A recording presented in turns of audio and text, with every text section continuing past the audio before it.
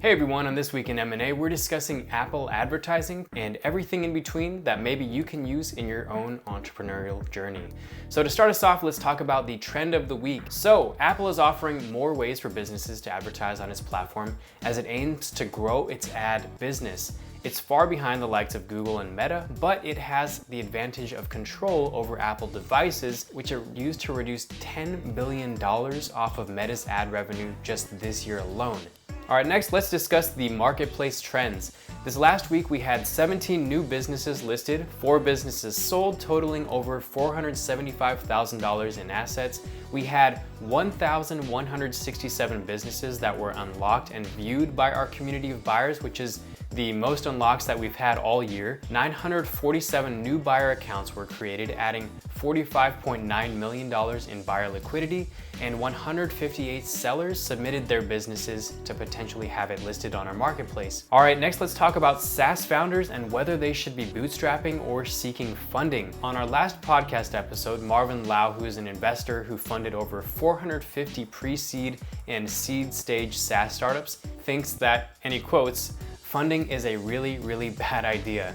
So Marvin believes money is a crutch, and it's too easy to use money to make your business numbers look better to investors, while the core issues with your business never get fixed. Marvin advises founders to build without funding and figure out the basic laws of business, and only when founders get a good understanding of what they're building and who they're targeting should they consider raising capital. So I'll leave a link below where you can listen to the full episode. All right, next let's talk about this week's hidden gem. So this is for listing 64152. It is an Amazon FBA business selling for $362,509, and it's in the pet care niche. It was created in June of 2016, and the business features 5 well-branded SKUs related to healing products for a household pet. The top SKU is rated at 4.4 stars across 3,400 ratings and has an Amazon's Choice badge, and we're highlighting this business this week because of its following strengths. First is that it's a solid business. It's seen growth over the past 12 months, and it only requires 2 hours per week to maintain. Next is potential for expansion. There's a well-built Shopify store, and the supplier is willing to do R&D for new products. Next is the business's diversity. The business currently sells in the US, UK, France, Germany, Italy, Spain, and Japan. All right, next let's talk about LowCode versus NoCode. LowCode and NoCode platforms have opened the floodgates for non-coder entrepreneurs to enter the SaaS space.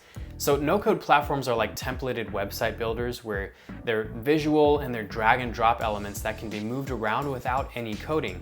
Some businesses built on low-code include Coins, which is a financial app that helps people tackle their debt and improve their financial habits through financial coaching.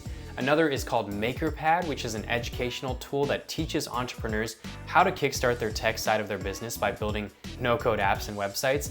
And another site is called Bloom Tech, which is an online coding course that allows students to defer payments for the course until after they've secured a job in IT.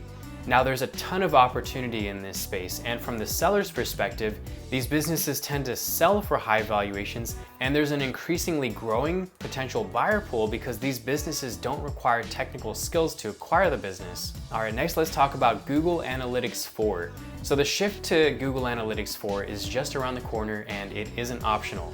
If you don't prepare to transition to GA4, you're going to lose all of your data.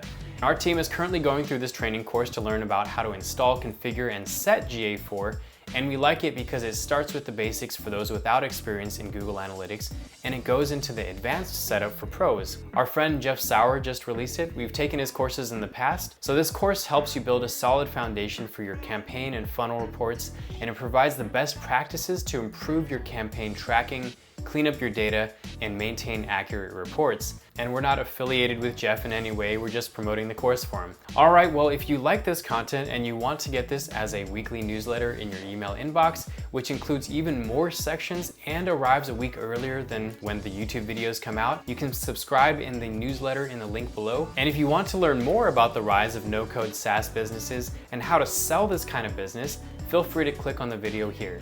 That's all for now. Thanks for joining, and I'll see you in the next one.